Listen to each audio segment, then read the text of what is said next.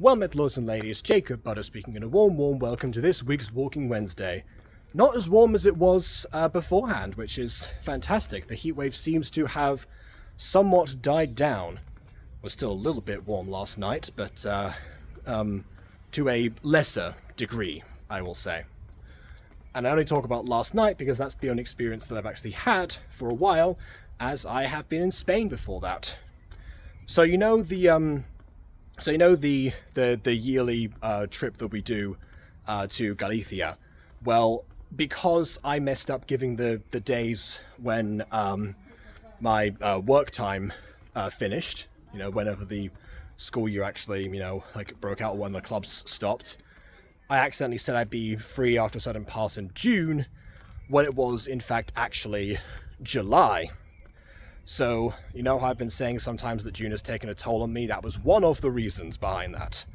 It was because I realized that even after everything that I had been through in terms of doing those extra long journeys, essentially, it would all, wouldn't even get to properly, unwind from those because the thing that I was looking forward to at the end was not going to end up panning out.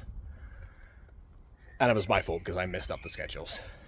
So, with that in mind, a couple of weeks ago I said, unfortunately I'll be able to do this, so, what's going to happen? Well, as it turns out, because my family is incredibly stubborn, myself included, we actually said, why not come over for a long weekend? So, you finish up on a Thursday, so come over, there would have been theoretically on the Friday, and, stay for the duration, until having to go back, which would have been, because they've cancelled a bunch of different shifts, ended up being today, Wednesday.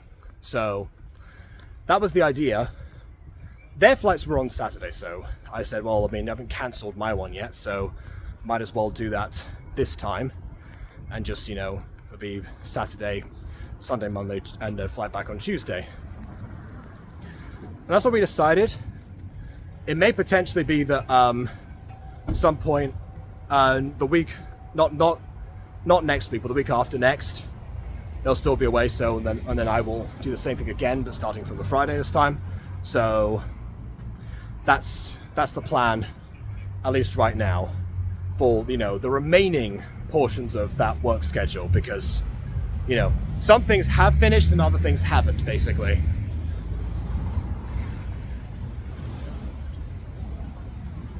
And yeah, I could have technically, asked someone to replace me, but that's not really a good enough reason, is it? Also, they're planning to cancel one of the clubs, or they're debating whether to do that on the Wednesday one, and I want to make sure that stays open.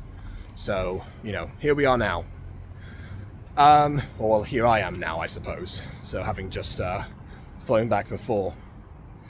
So, yeah, basically, we did a bit of a cram session equivalent when it comes to staying in Galicia. So, am I exactly rested? Not really, because every day was essentially, okay, what do you want to do today? What do you want to do today? What's things you want to do before you're able to go back? Which is why I plan to go back again for that other long weekend, because, I'm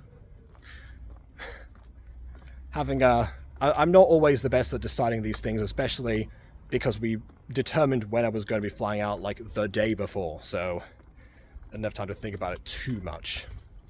One thing, of course, that stands out that I'll probably be talking about immensely in this video will be the cinema, because, every year we go to the cinema several times there because it's very, very cheap. And also because on Wednesdays they offer, even further discounts on top of the already low prices. So, we love going there, and there's usually only 4 movies that get projected anyway, because they have 4 rooms. And so we usually see at least 3 of them. I think one year we saw Spider-Man Homecoming, not Homecoming, sorry, Far From Home. I saw Spider-Man Far From Home twice, because the other ones didn't, appeal that much. But, I mean, this time they had both Supergirl and Toy Story 5. I completely forgot Supergirl was supposed to come out, and but I'd already set my mind on Toy Story 5, particularly out of tradition, because for me, I've realized that the Toy Story franchise is surprisingly intrinsically tied to Spanish theaters for me, or at least to a certain degree, or at least like the Spanish in general. Because I'm pretty sure the first 2 Toy Story movies I saw like at random points, you know, whenever I was at like a friend's house or something. I think that was probably when. I'm not sure exactly, but I do remember seeing both of them in Spanish, particularly, especially the second one. Even then, the first one, I think I saw like. It was like in daycares or something. There was like random moments of they were playing the movie in the background while, you know, things were going by. I think actually that might have been one of the times when my mom used to go to these like meetings, basically, of when I didn't know what they were about originally, but there were meetings regarding adoptions and raising adopted children. I'm pretty sure. I honestly did not pay much attention to what was going on if I was in the room, because sometimes there would be like areas, you know, for the kids essentially, and so in one of those, I think one time they were playing the first Toy Story, so I saw like a couple of random moments of it. Before I was called again to somewhere else. Same with Monsters Inc. actually. I think they just, I don't know, maybe they had to deal with Pixar or something. I don't know. I'm not entirely sure. But yeah, but then I saw the full thing in Spanish, like, you know, sometime later. Same with the second one. And then the third one came out in theaters when we were still living in Spain. So of course everyone, because what we used to do is a lot of birthdays, because they were a small class, so basically everyone got invited to everyone's birthday party, pretty much. And an easy place to go was El Palacio de Hielo, the Ice Palace, which has a cinema. So a lot of birthday parties, once we reached a certain age actually, because beforehand it was like this big like play area or something that was, you know, way before that. But once we reached a certain age, we were like, okay, well, you know, whatever movie it's going to be, followed by the McDonald's in Palacio de Hielo, and, you know, occasionally, you know, bowling, because that's another thing you could do there. Yeah, so that's where I saw the third one. Fourth one was again in Galicia, because I guess they also released it roughly around the same, you know, time of year, I suppose. So yeah, that's where we watched the fourth one in that same cinema. So of course, you know, I had to, you know, watch the fifth, round out, you know, my own trilogy. You know, as people say, Toy Story works best as a trilogy. Well, there's a kind of trilogy for me in there, I suppose, at least now there is. But yeah, on that subject, actually, of course, that's, it's always been a point of contention whether or not Pixar, you know, like, does too many sequels, especially nowadays. And back in the day, the only sequel they really did was Toy Story 2. I forget the exact reason why they greenlit it originally, as they were hesitant about sequels before that point. And I guess that was sort of like what gave them the idea afterwards, even though they waited like 11 years between 2 and 3.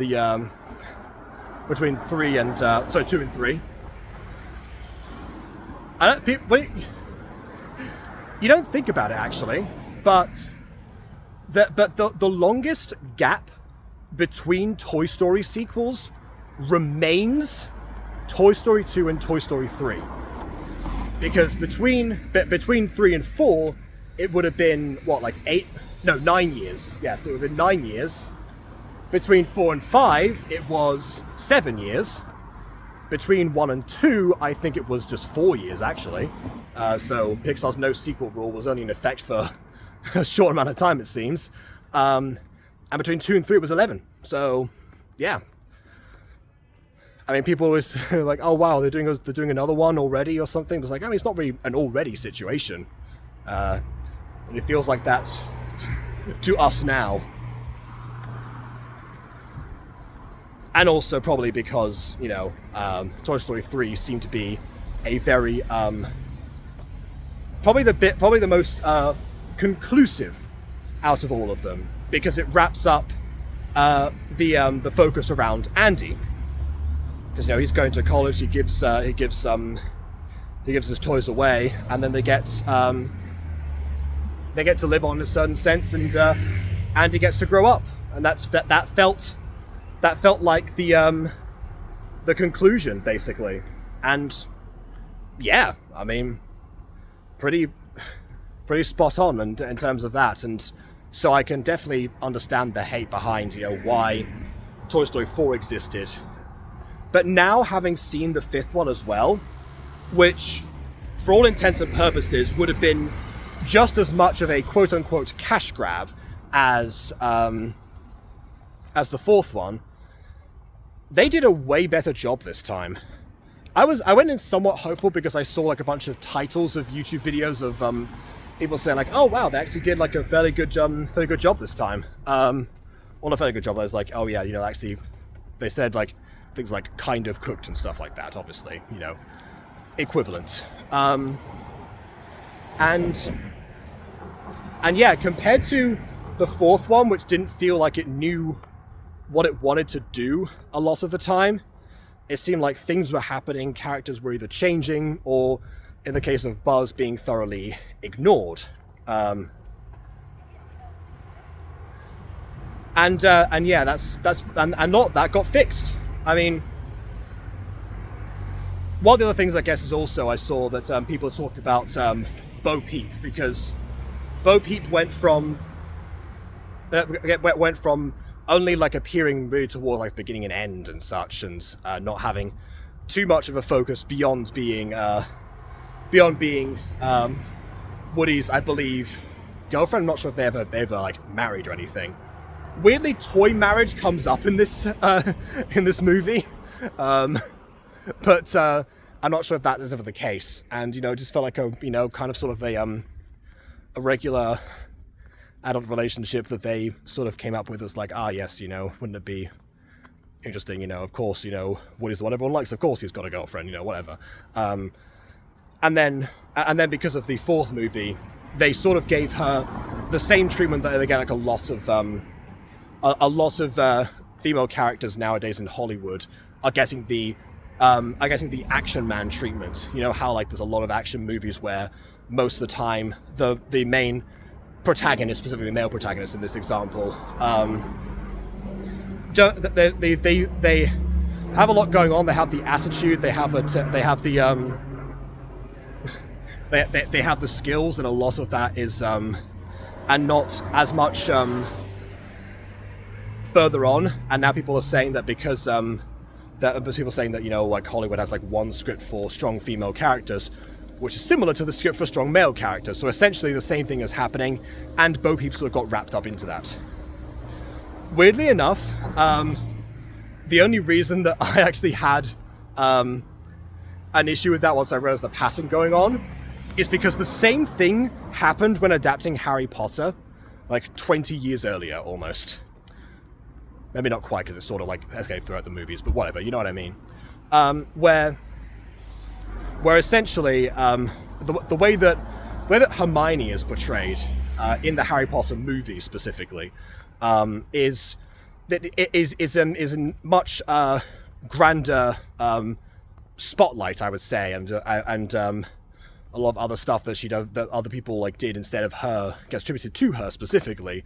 And the main idea is that, well, first of all, she was Steve Klove's favorite character. That was something that was established. But also a lot of people say, well, I mean, that's, you know, I mean, sure, whatever, give people a strong female role model to associate with all these different things and all these magnificent skills. Well, shouldn't have skills to begin with. They just weren't as many as the ones that they were got there.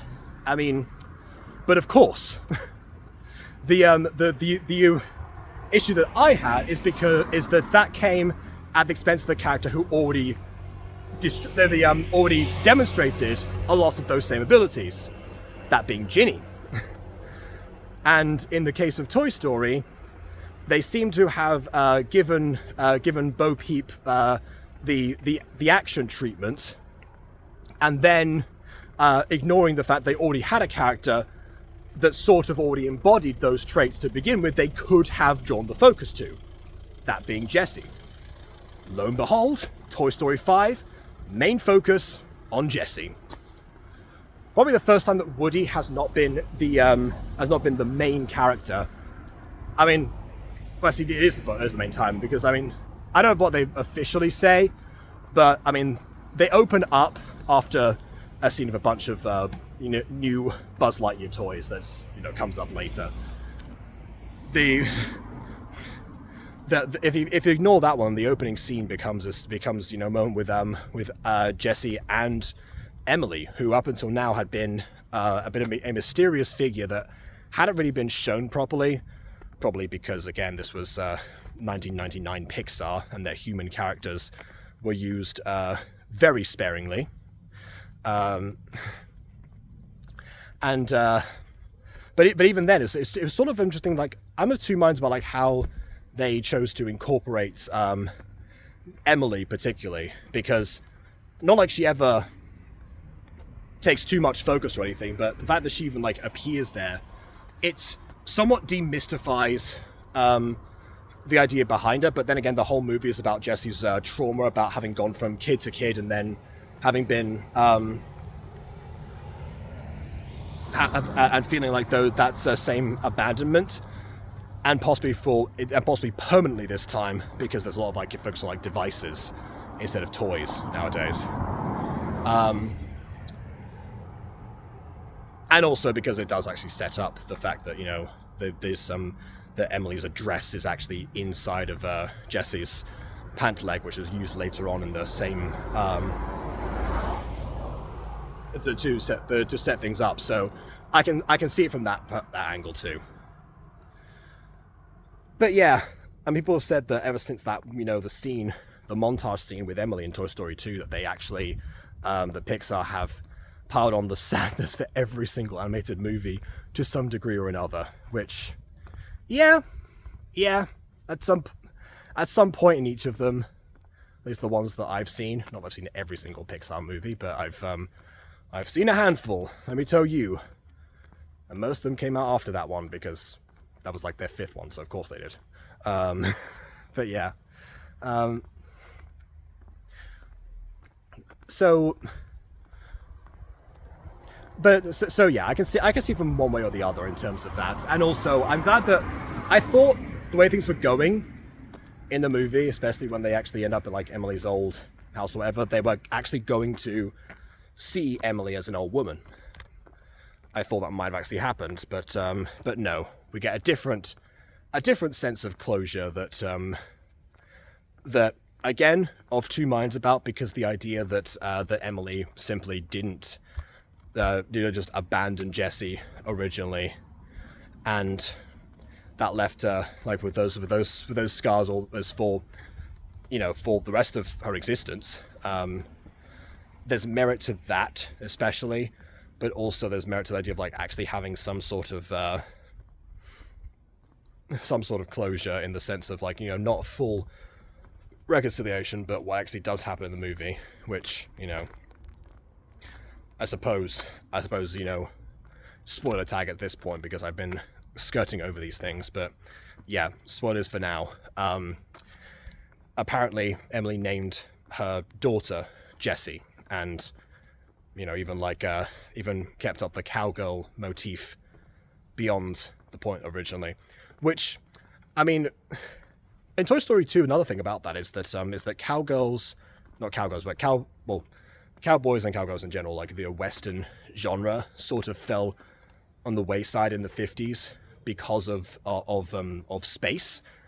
And one thing between like Woody and Buzz is sort of like mirroring that, is in the first movie, a cowboy that seems to almost get replaced by a spaceman. Then the second movie, they continued that idea, Because again, something that happened in the real world. There's always been an amount of like reflection. Well, not always, but there's been an amount of reflection in like how in toys in general that's actually those that wasn't like the earlier films. I think Toy Story 3 is the first one to do away with that somewhat, because it was about the idea of you know, the one kid growing up rather than, you know, the world sort of moving on. So Toy Story 5 is also a return to that idea in a sense, because the world is moving on to devices, or has moved on. Technically, they could have done that ever since the third one, but obviously the third one being what it was, I wouldn't have recommended it. As for the fourth one, yeah, this in general, Toy Story 5 feels like what Toy Story 4 could have been, with the only difference being that that Woody and Bo Peep would have still been around, rather than having to mistakenly receive a distress call and then have him show up afterwards. And well, not even Bo Peep, because she goes back to her role of mostly not appearing, and then adding to Buzz's insecurity for a bit.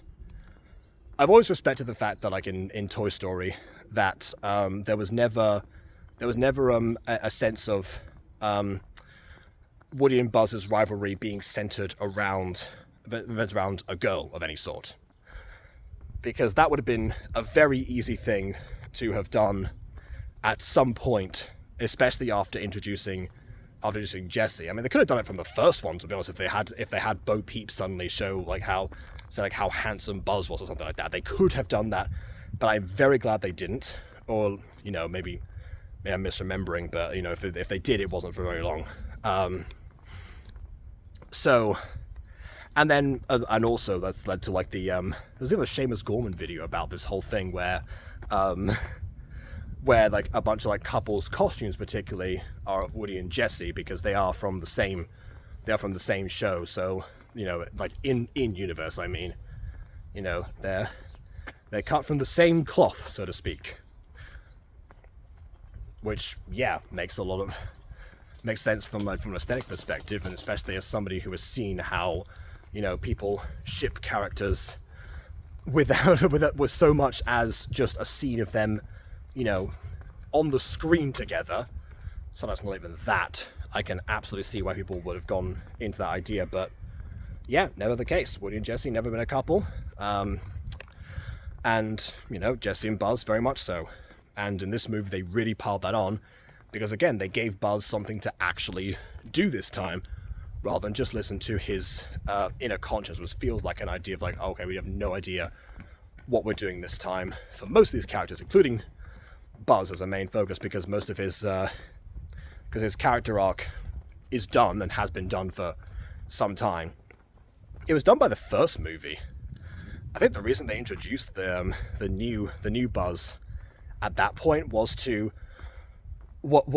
contrast what Buzz was at the start of the story, and then also show that, you know, he's still in production. The models keep upgrading, which is another thing that comes up in this movie, in the fifth one, because of the army of new Buzz toys that are sort of a combination between toys and devices, because they have electronic components. So probably also why that's the case. Because otherwise they're sort of superfluous characters, really. They kind of show up when they need like an army towards the end, and otherwise they build them up in the background. So you don't question where they came from, because you've already seen. But yeah, I mean, the climax would not have worked without them, and they were only used for like that one bit. So it's like, I mean, whatever. That's part I'm not as fond of. But the marriage between toys and devices, absolutely. I don't even mention Lilypad, who's a very important character in terms of actually showing that, you know, devices aren't soulless. They don't have to replace toys necessarily. and there are some things that they are better at doing, and other things that they are not. And that is, you know, having that having that actual physical connection.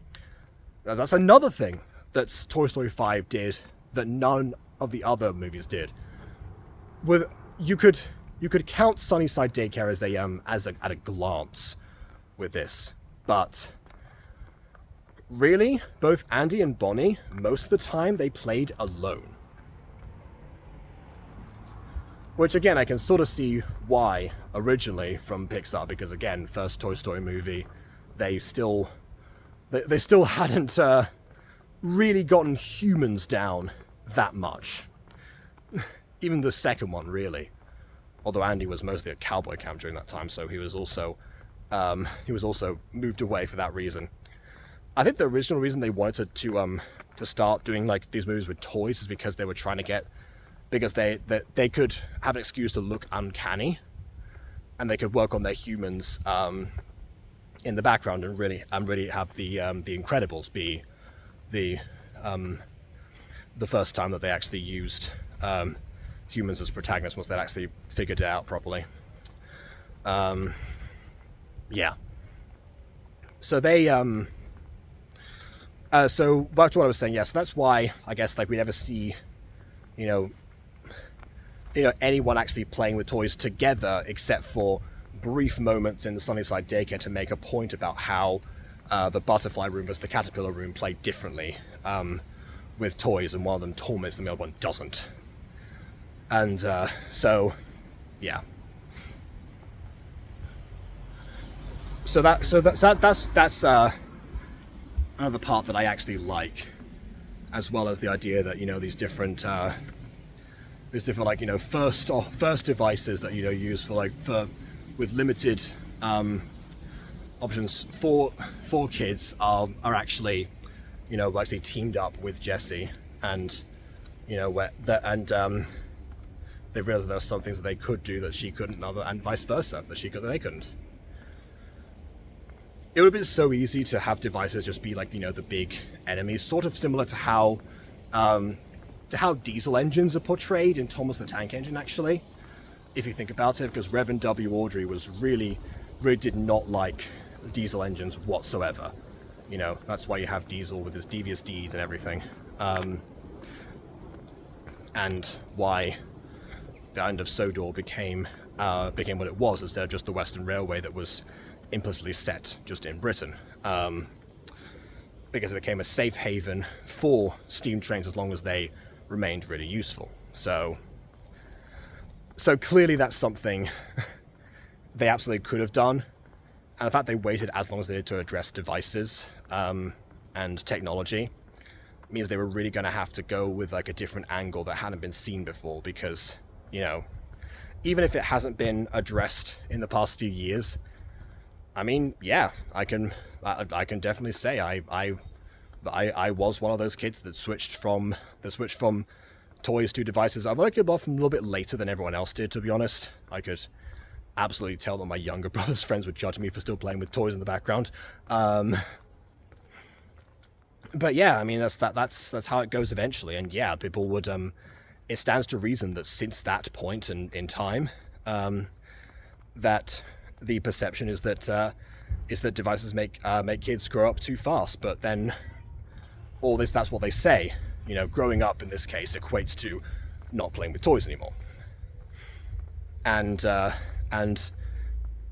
yeah, eventually it sort of goes on the idea that that Bonnie specifically, even from the beginning, values the idea of like actually connecting and making friends, and being in the same space as them.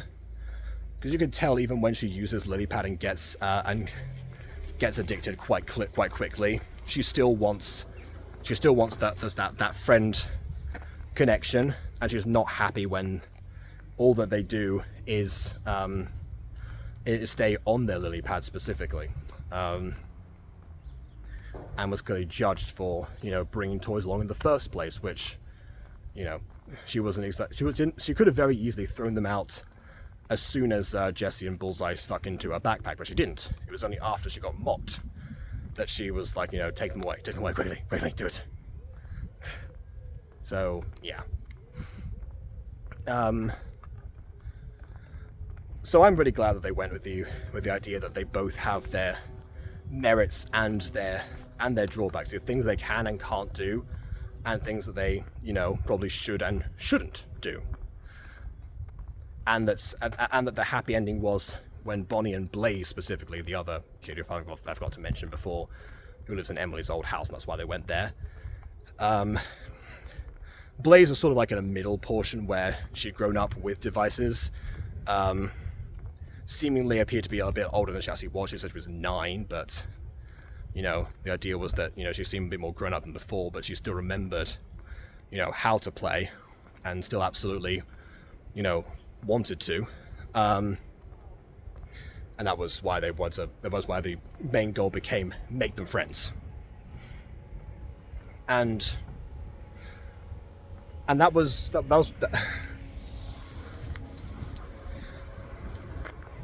and that was, like I said, the best way to go about it for like them specifically, because, you know, everyone else, they were like the neighbors' kids at a pinch, because, you know, they were sort of mentioned to us at the beginning. That they're, I think I said it was like, there's choices still out there for those who want to play with them and want to engage with them. But, you know, if you're already engrossed in devices, they have their connections as well, and they have their uses for development as well. Because I mean, some of them, I mean, clearly they put the toilet humor into one specific character whose name in Spanish is Buen Rollito, but I don't know what they're called in English. There was the first device ever that Blaze had, which was a toilet training device. They only had 2 buttons. And I remember that, you know, I had, not for toilet training, but for similar things.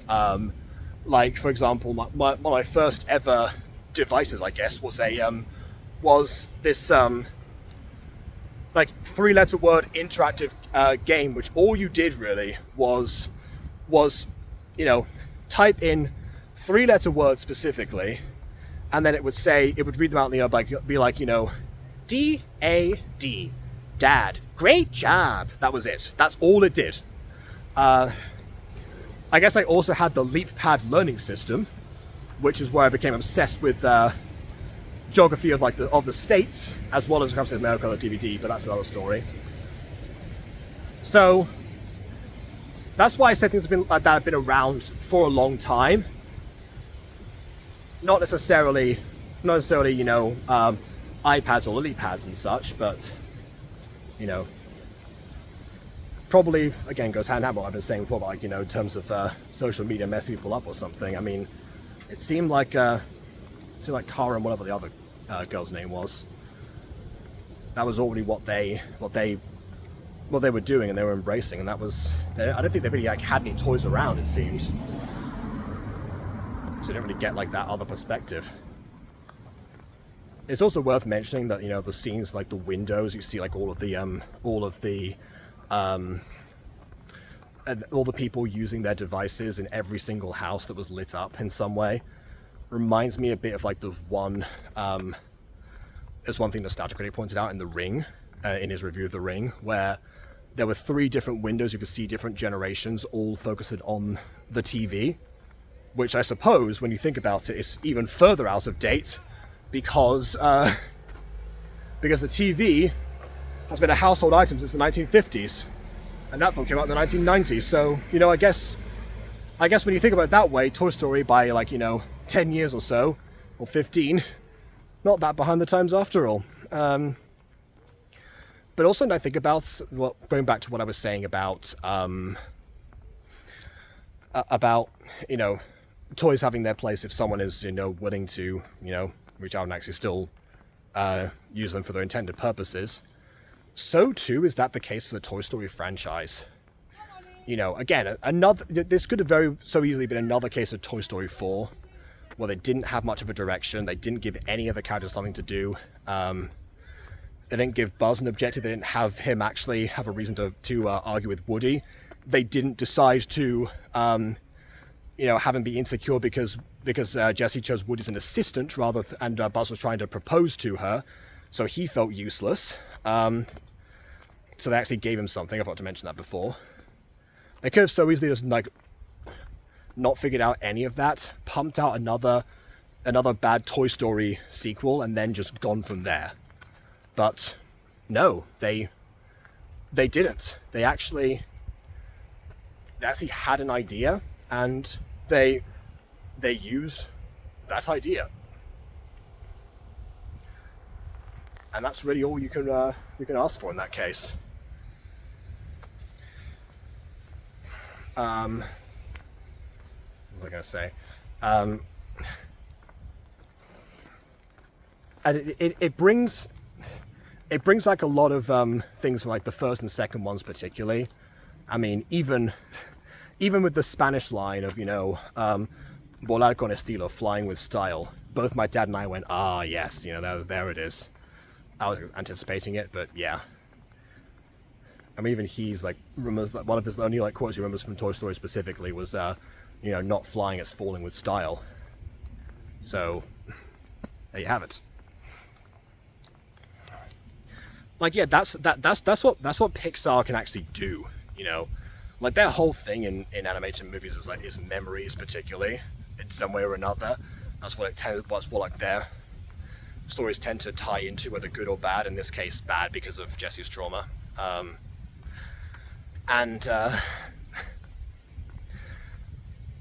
the like lasting memories for the people actually going to see them.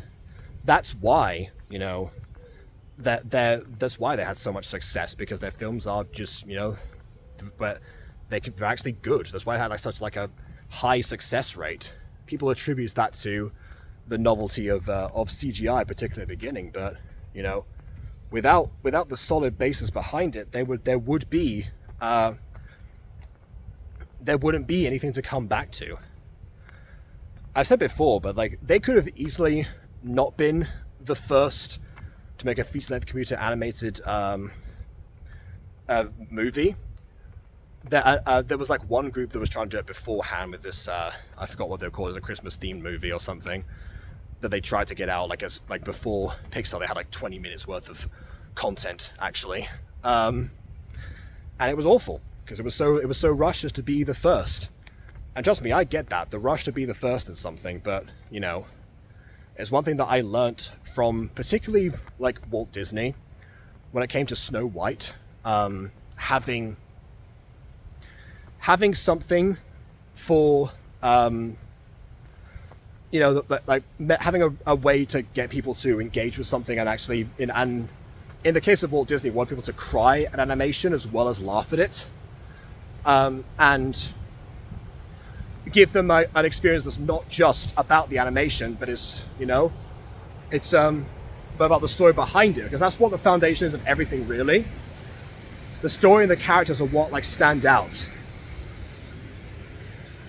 and what they remember, more so than just the gimmick behind it. So that's what I took for my own stuff in terms of the Mutant Girl, having there be an actual proper story for you, instead of just the case of oh yeah, let's have this be animated and voice acted at the same time, and that hasn't been done except for a couple of people on AFMAO, and let's do a full group behind this, and not just a big cast and either usual cast or one person voicing everyone. Actually plot it out and give it a direction and a purpose. And eventually cinematic universe, because another thing was Marvel and such, but whatever.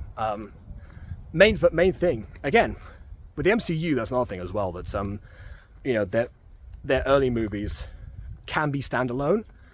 They're best enjoyed if you have all the context, but they can very much have a beginning, middle, and end without having to do that, having to worry about that.